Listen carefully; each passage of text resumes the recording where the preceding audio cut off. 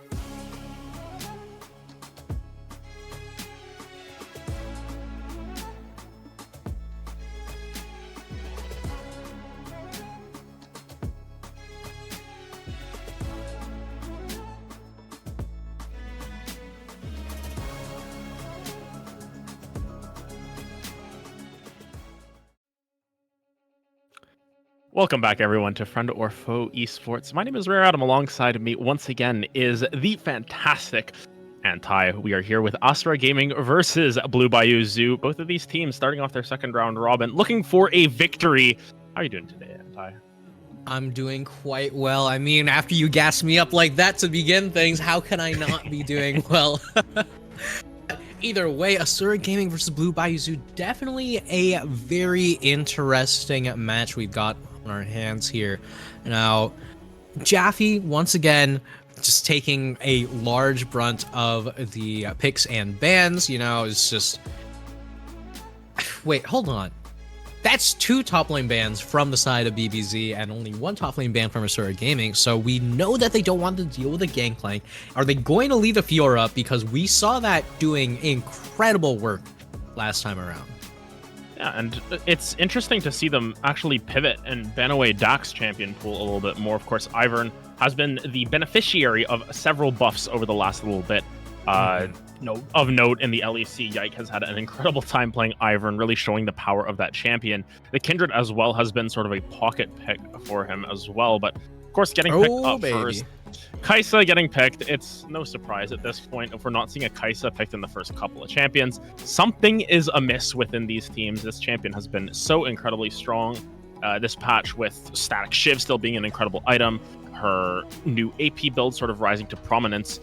And instead, it's going to be the Maokai hover for the time being, potentially locked in here for Dax to give a little bit more frontline threat from the jungle.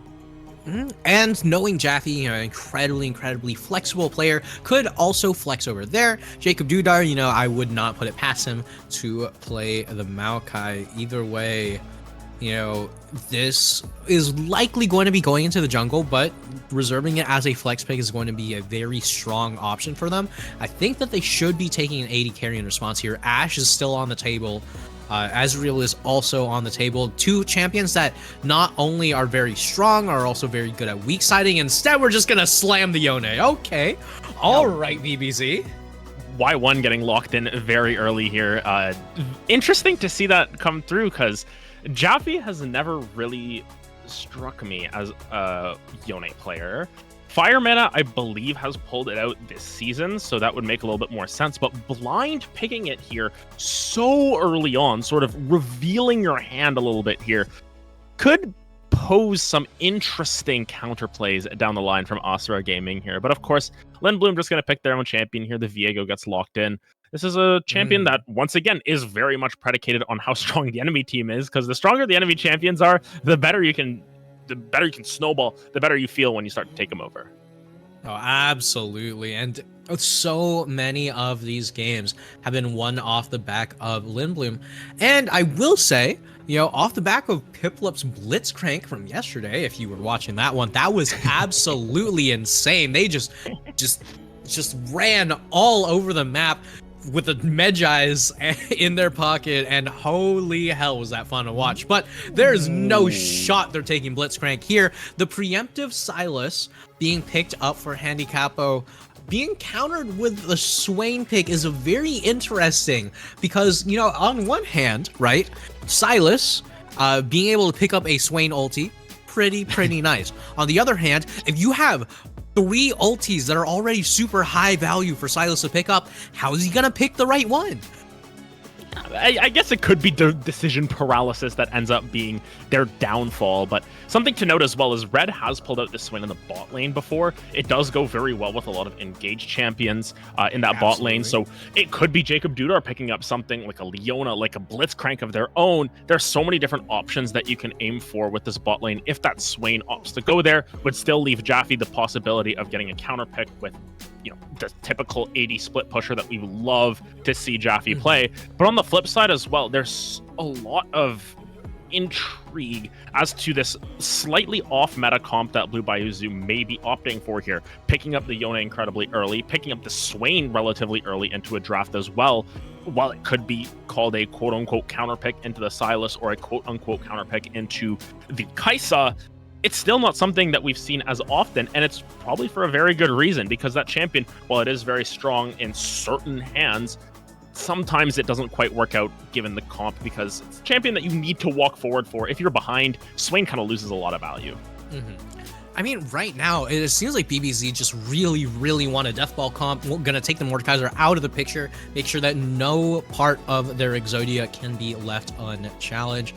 I would love to see something like a Seraphine pick here, really, to just, really triple down on the Death Ball composition. Leona is going to end up getting locked in here for Jacob Dudar, a very strong engaged champion that we've seen time and time again has worked super, super well for their team. Might not have some of the healing capabilities that Seraphine might have, but very, very reliable engage. The Taric being picked up as a response. Interesting decision here. Very, very good into Leona, but I'm almost confident that's a bot lane Swain, and that is a pain and a half to deal with.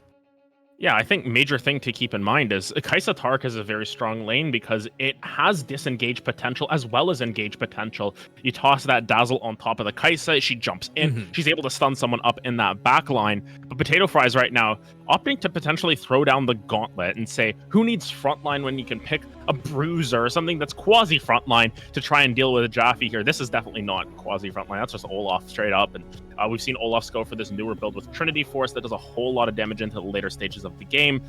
Will just opt to go for that Nars, so you do have that tankier capability if you go Mega, but does have a little bit more skill expression in terms of how you manage your rage. But of course, this leaves Jaffe's Fiora still open, and considering the composition that we see right here, Fiora would sort of go crazy. Yeah, I mean, it's an absolutely monstrous pick, and we already know that Jaffe's incredibly strong on the pick. Yeah, we could see the Fiora, we could see the Irelia come out. There's so many options here. What do you take if you're Jaffe? It is the classic Fiora. We've seen it time and time again, absolutely taking over games. And when it's a Fiora angle, by God, is it a Fiora angle. So right now, BBZ to make sure that they can get that death ball rolling while that Fiora just snowballs down that top lane, because no matter how well Potato Fries is doing, once Fiora gets a hold of 3 items, it's so hard to 1v1 her. And it almost feels as if with Jaffe's Fiora specifically, 2 items is enough. 2 items is enough for Jaffe to get into that comfort zone, to split push, open up the game.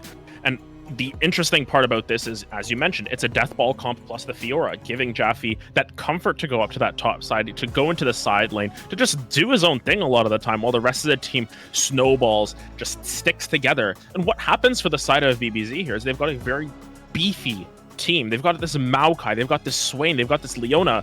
Leona's really the only one who doesn't inherently feel tanky, but of course there are tankier builds you can go. We've seen things like a couple of crit items plus the Jack Show on top of it, a Blade of the Ruined King build. There are different options that Firemana can opt for that plays towards that tankier frontline, and where it's just you can win the 4v5 on the opposite side of the map, but Jaffe's just going to keep pushing on your own, and that's sort of the goal from this comp. Nonetheless, we should be headed into game shortly here with our final game of the night, Asura Gaming versus Blue Bayou Zoo.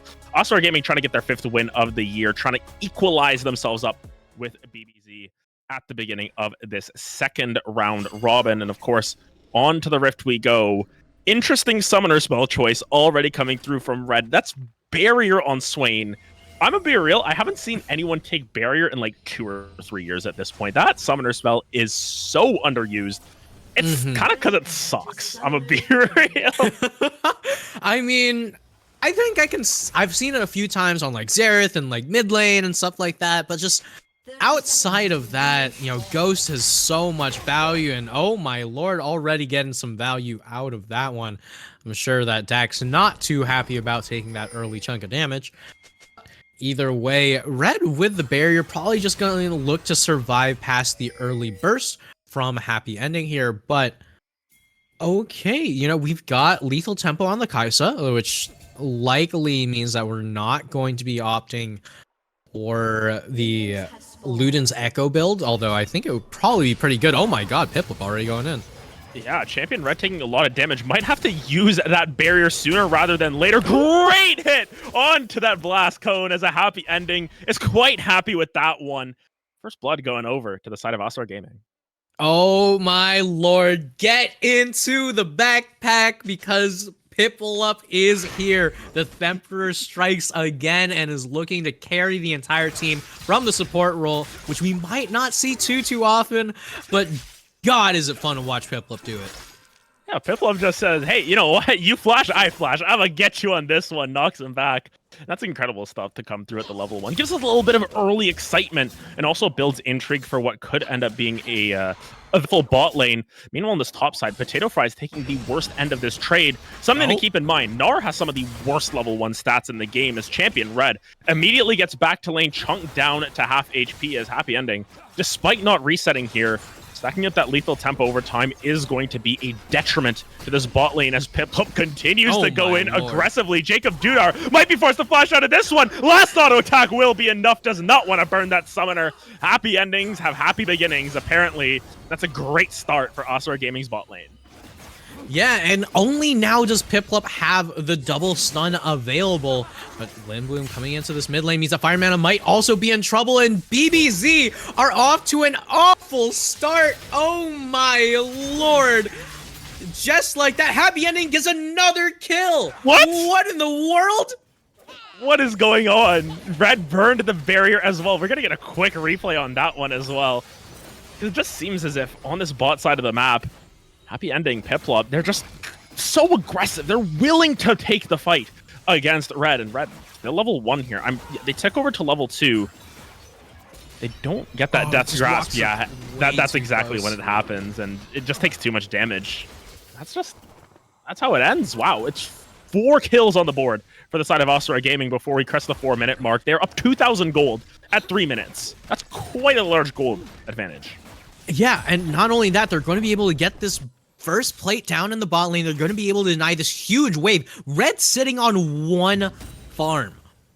Like, this is an absolute disaster for the side of BBZ, especially because the big part of this team composition is they need their 4v5 death ball to start rolling. And when all the components of Exodia are in the graveyard, you don't get the Exodia Necros this time. You just lose. Yeah, you got to make sure that you're setting yourself up for success for the side of BBZ, and unfortunately, seems as if too much tomfoolery at the level 1 point has led to their bot lane being very far behind. It's a full Noon Quiver already completed for Happy Ending. If we look at the gold between them, 1,000 gold between these two bot laners is, the best case scenario there. Piplup just tanking all this damage, does not care sitting in that front line as well. And the thing about Taric is, while it is known as a disengaged champion, has incredibly strong engage, because what does the 4v5 death ball that we're talking about do when there's a Taric ultimate on top of everyone running into that death ball? Yeah, especially because, as we mentioned earlier, right, there's so many good ultimates for Sylas to steal. Handicapo can take the Maokai ultimate, oh my god, hold on. I was about to say, talking about taking a Maokai ultimate instead, they're taking so much damage to the face as Firemana and Handicapo just going to trade back and forth constantly. And Happy Ending and Piplup more than happy to just continue this laning phase. The Kaisa up 18 CS, 3 kills, and dear lord, this is rough. It's starting to get out of hand already. Another stun lands on the Jacob Dudar. Look at the damage coming through from Happy Ending already. Didn't even get the Caustic Skin procs there. That's half of Jacob Dudar's health already removed from play. Leona's a champion that you get your Aftershock proc and you should be able to survive a lot of this damage coming back the opposite way, but with Noon Quiver already complete, building towards what likely could be a early Kraken Slayer, or this could end up being an AD Kaisa more so than anything. You do have to worry about Piplup roaming around on the map. Firemana doesn't have that flash available. Will they go for this? They flash forward with that Dazzle, and Handicapo puts a handicap on the Firemana. 5 in a row for the side of Asura Gaming. They have come to play today, Antai. Oh my lord, I don't even know if we can call this one play anymore. That's 5 kills in 5 minutes. They have come to absolutely slaughter BBZ. These two teams are separated by 1 win between the two, and they are looking to even up that record so fast. Piplup is just chasing directly into the middle of BBZ's jungle.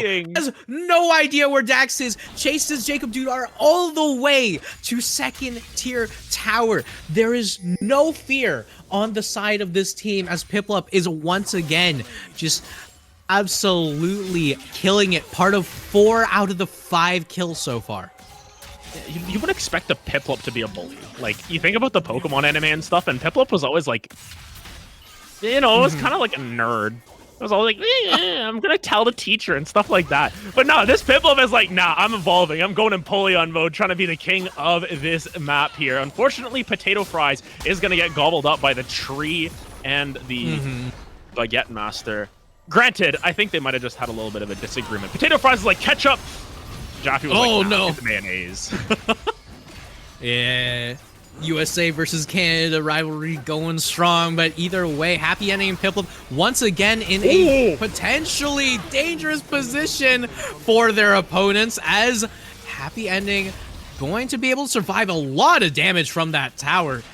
But Piplup finally going down. Jacob Dudar and Red happy to at least pick up something there, as every little bit counts. 0, 3, and 1 looks infinitely better than 0, 3, and 0. I mean, oh my god. A challenge for this bot lane, because it's Jacob Dudar who picks up that kill as well. Static Shiv complete at 7 minutes for Happy Ending. Sometimes it's just Happy all the way down. This mid lane as well. Handy Capo has that Fate sealed if necessary to go in for this all-in. Piplup lurking around the corner. It's a level 4 Taric. Still going to be joining into the fight. Both Fate seals come down. The flash forward. The Guardian proc. The shield is almost enough. But Fire Mana will trade it back. Lindblom there in the nick of time to clear that one out. What is going on between these two teams? They are going blow for blow all the way down here, as BBZ just try and wrest control back of this game, but Red needs to be very careful as well. Happy Ending will get rooted up. It's a flash forward from Jacob Dudar, but Happy Ending just does a little bit too much damage. Red taken down, 100 HP remains. All you need is one Void Seeker, but Jacob Dudar will end up stalling out enough time. Granted, Happy Ending in the 1v2 ends up chasing off both members of BBZ. The candle burning short here as both of those bot laners just limping away with a sliver. Yeah, and the biggest thing about Lethal Tempo Kaisa in comparison to Hailed Blaze Kaisa is that you lose out on a lot of laning prio. You lose out on a lot of laning power.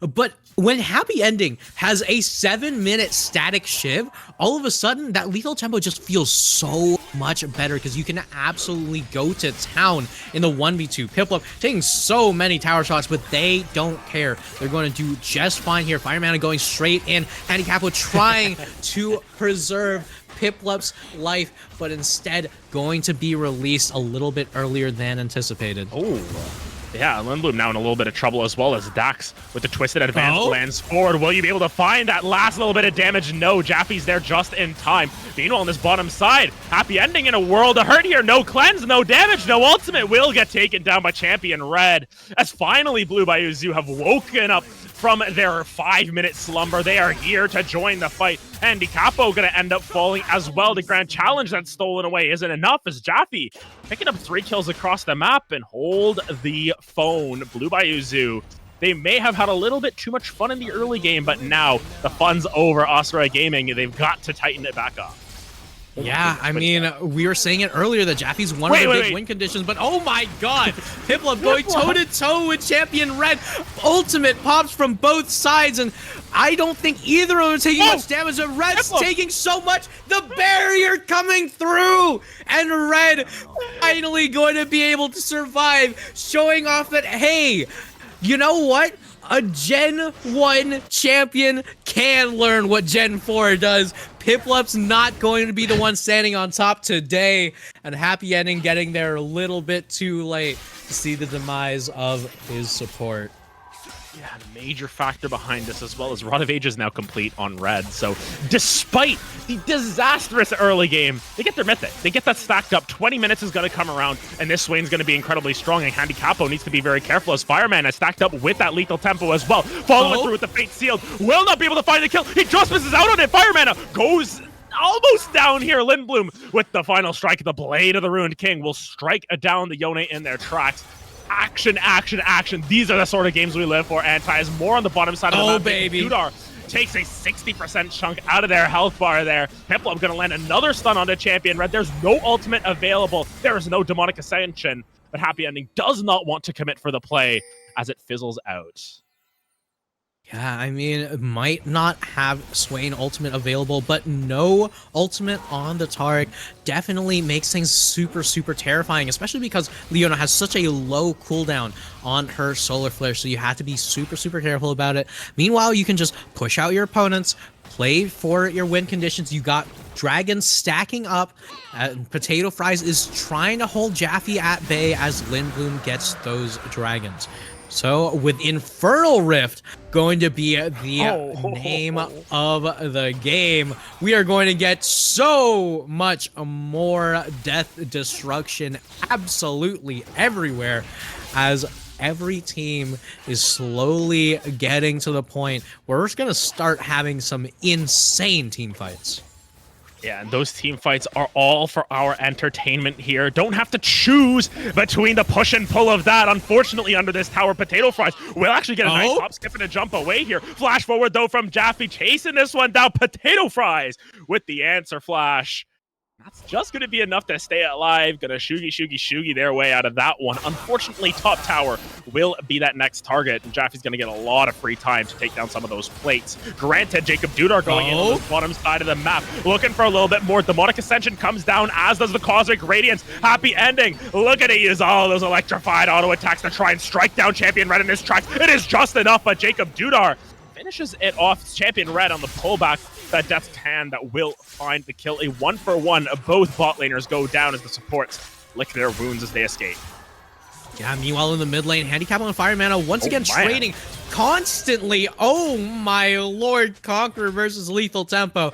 I guess we know exactly which one is more lethal right now, as Handicapo with the fully completed Rod of Age is going to start to really pull ahead of Fire Mana's Yone. I mean, it's a question at times, right? You know, why was this Yone the pick? Why was it, you know, so early on in comparison to, you know, how much later it could have been? You know, the Swain could have been picked earlier than that, you know, the Leona even, right? But on the side of BBZ, they really had to figure out, how can we stop the Yone from bleeding? How can we keep everyone in this game? Jaffe is a phenomenal win condition to have, but you can't only rely on that. You need to make sure that your death ball works. Oh my lord, maybe I'm wrong. Yeah, Potato Fries is really not feeling this lane right now. Down to 300 HP with a pretty big wave as well. It is diveable. Lindblum is around the corner, though, to answer if necessary. Seems as if Jaffe will back off for the time being. Lindblum might take too much of a scenic route here, but will end up finding the angle onto Jaffe. Is that riposte back up and available? Yes, it is. The healing comes down. Grand Challenge issued. Lindblum just going to have to back out of this one. Potato Fries has to try and jump, but will not be able to find a way out. Handicapo now steals the ultimate away. This route's going to be massive under the tower. It's going to find one. We're going to find two, as now Handicapo needs to try and make it happen. It's a double kill picked up for the Silas Fireman. It has to run for the hills. What looked to be an excellent play might have turned disastrous, as Asura Gaming looking to chase them down one by one. Fireman will be able to slide their way out of there, but it's all for naught. Piplup. He's doing what I do. I start the Riptail to support as well. Oh my lord, I am loving Piplup right now. I mean, it's just, they're just going around the map, doing absolutely everything they want, letting Handicapo go for the 1v1, go for the solo. Ignite might be burned, but you know that Silas is not safe at all. Piplup peeling away a little bit too early. I don't think that the Herald actually ended up going down here. Nope. They're just going to do it again. Why not? Oh my god, they're just going to go back into the fray. Dax and Jaffe are around this corner as well. Piplup reads it out very confidently, but so much damage being taken. Cosmic Radiance now will be invested. Jaffe and Dax have to run for the hills. Great little dazzle coming down onto Dax, as Dax forced to burn that Nature's Wrath once again. It is a kill onto Piplup, but Lindblum chasing this one down with everything that they've got. They've now taken over the soul of the Maokai. Stun comes through on a riposte. Potato Fries is almost here. The lunge over the wall just going to be enough to create space between Lindblum, Potato Fries, and Jaffe. And all of a sudden, the bot lane's now rotating up. Handicapo steals away that Demonic Ascension. Seems as if finally they'll get that Rift Carol that they worked so hard to get. Jaffe still peeking over this wall. No way he's going to go. Nah, he's going to that top wave. He has better things to concern themselves with, but nonetheless. 16 minutes in, first tower goes to happy ending. 28 kills in 16 minutes, and more specifically. And I gotta say, right, I love casting some League of Legends. A lot of the time we get a lot of downtime. We get to talk about fun stuff. We get to vamp during the lull states. This is very much a rival's pace, right? This is the fighting game pace that I'm used to, where everything is happening all the time, all at once, and dear Lord, it never stops, and it's so draining, but it's so much fun. And I can only imagine how draining it is for the players, as Lindblum, oh my god, triple pull. Yeah, going into that backline is Happy Ending, has to flash out, does not want to be disappointed, but Handy Capo finds a kill into Champion Red. That's the size with the Demonic Ascension. You do not want to fight him on his terms. Will end up backing out as Happy Ending falls as well. As you mentioned, so much action happening in these 17 minutes thus far. It's a good thing you play-by-play as well, so, the gas starts to run into the tank. I'm like, hey, buddy, you're taking over at that point. I guess so. We'll just take that tower. Piplup's going for the 1v1 on Dax, and I have to bet on the Tarek here. Look at these auto attacks coming down. Dax will end up creating enough space, but Piplup is just terrorizing the tree in the jungle. Gonna try and take away the Gromp as well. No! The Gromp goes over to Red.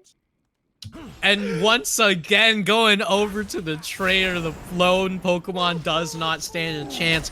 They're doing their best, though, as they've got so many heals, so many cojones, as there's so much confidence on the side of Asura Gaming here.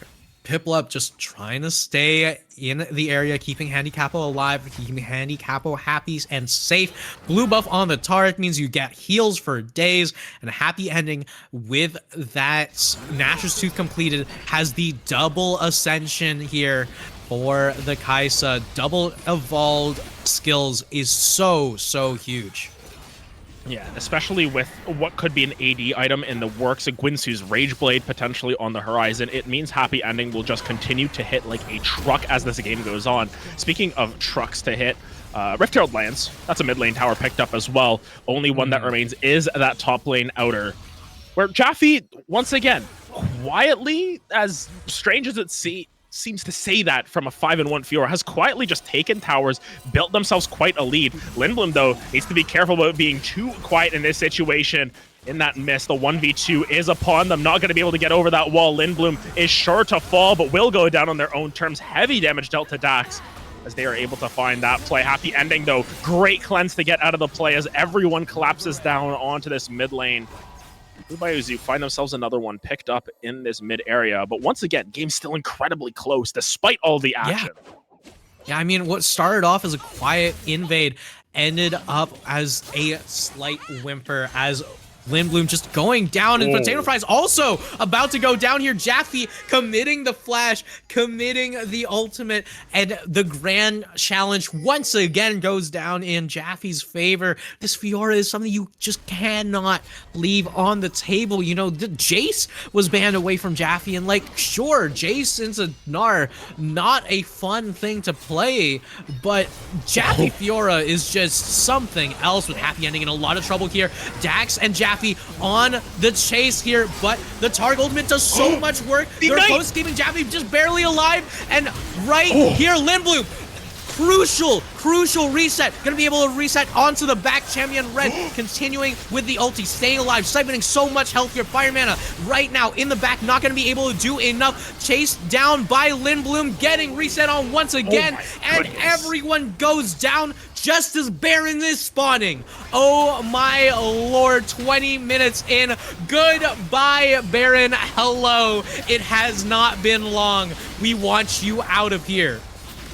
My goodness, spawns right away. This could be the fastest Baron that we've seen as the fight. Perfect timing with all of those members healthy enough to take it at the end of it. They will dress in the purple gowns as they move forward into the later stages of this game. Another thing to mention is a minute and a half for that Infernal Soul over to the side of Asura Gaming. Despite these scrappy, these gritty plays between them, you can never take away that soul point on the table for them, and they've just continued to thrive in the chaos despite all this fighting. It has been a fantastic performance from Asura Gaming as they try and start the second half off with a win. They want to get off onto the right foot here, and by God, they are doing so thus far. Absolutely. I mean, that Baron literally did not even live to see the pandemic here. Like, this is an absolute slaughter right now. Is Jax now in a lot of trouble here? Is Blippa going straight in as well? There's just so much follow-up and then so much damage. Oh my lord, a kill for the Taric. Finally, as the Themperor reigns supreme, walking around the jungle, just taking away any possible vision and any possible chances of victory. Even Potato Fries is now walking up with that confidence here. Oh my lord. Honestly, Blue BioZ need to stop fighting. They have entered the ape, or the primate zone here as they start to monkey around, but Jaffe says, enough of that here. Let me find a kill for myself on the back end of that, as Happy Ending ends up being a little sad that they aren't going to be dressed in purple for a little bit longer. Jaffe, though, in a 1v2, needs to be careful. Piplup, level 11 on this Taric, deals a decent amount of damage, but Grand Challenge issued once again going into it. Will the Cosmic Radiance land? Will! Jaffe has been absolutely baited, outsmarted, outwit, and outlast here, as another one picked up in this vigorous exchange of bodies here. Lindblom now chasing down as the Fiora here. Jacob Dudar needs to be incredibly careful. Lindblom will just escape there.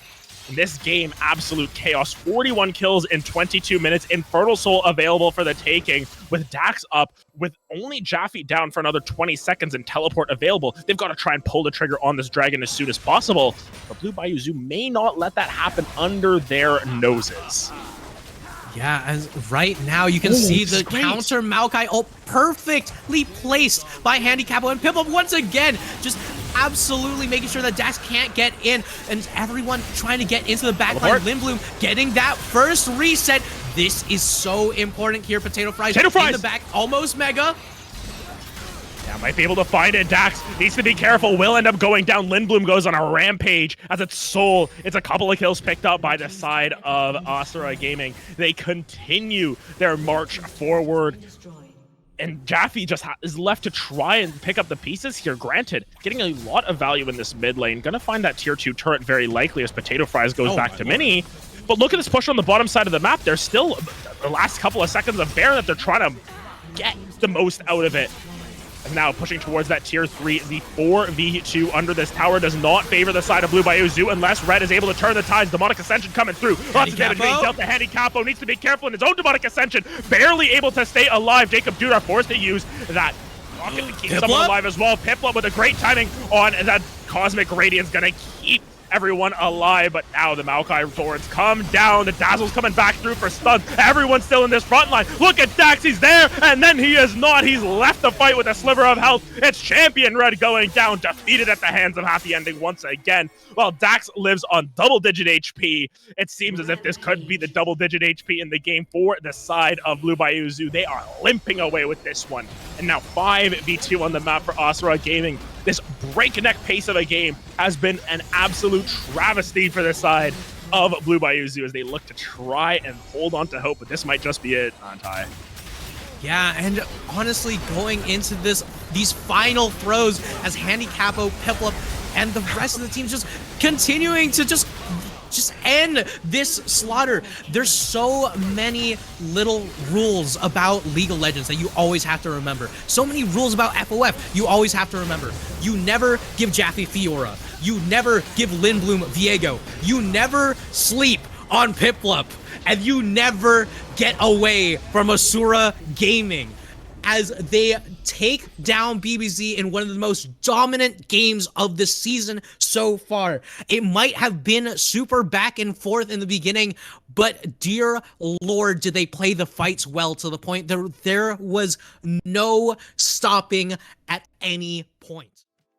Just, wow, what a game coming through from Asura Gaming. That was incredible stuff where they see their record right now, 4-5. They say, you know what? It's time to flip the switch. They turn it on a dime and they absolutely demolish Blue BioZ. And of course, it was back and forth. There were moments where BBZ were getting themselves back into that game. I look back towards that first instance around Rift Herald where it's a big turnaround coming through from BBZ to get themselves a lot of kills on the board, but it didn't matter. Asura Gaming trusted in themselves. They trusted to push forward in absolutely everything that they do.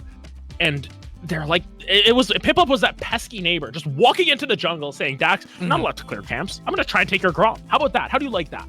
Just sort of like taunting him, showing up, being the big bully there. just incredible performances from everyone on the side of Asura Gaming. This is our first time, I think, us two casting Asura Gaming. Honestly, I won every single one of their games. That was hella. Oh yeah, if we can get every single one of their games as crazy as that one, I would love to see more of that. And I mean, Piplup put the team in the backpack yesterday, and it seems like today is no different. Just absolutely smurfed it early with the Tarek, and even those late game team fights were so well played. Every single piece of Asura Gaming, a piece of Exodia, and every single piece delivered. Yeah, just insane performance coming through from this side of Asura Gaming as they move to 5-5 on the year. Of course, for Blue Bayou Zoo, you can look at the goods and look at the bads on that. This bot lane that we said was slightly off meta but has worked in the past, not quite the answer this time around for Blue Bayou Zoo. Red just not able to get off the ground, but Jaffe still building a huge lead on that Fiora. I still think you follow the same rule. Don't give him Fiora. Don't give him that comfort, because he still looked incredibly strong in that 1v1, was able to create map pressure, but it just didn't end up being enough. Nonetheless, what a performance to tie these teams up once again as we continue our super week. And of course, we get more games in a couple of days, Anti. That's what's fun about this. Yeah. We get to see Asura's Gaming's performance today, and we get to see them again in 2 days, and we get to see if they can replicate that, if they can continue this trend moving forward. Yeah, absolutely. I mean, that being said, that will be it for the amount of games that we have for today. If you missed any of the games from the previous week, go ahead and check out our FOF Connect. We got some very interesting content in there for you. We got Hunger Games, we got exclusive interviews, we got hella fun stuff in there. But either way, for this week, we've got so many more fun things in store. So come back on Thursday. We're very happy to have you.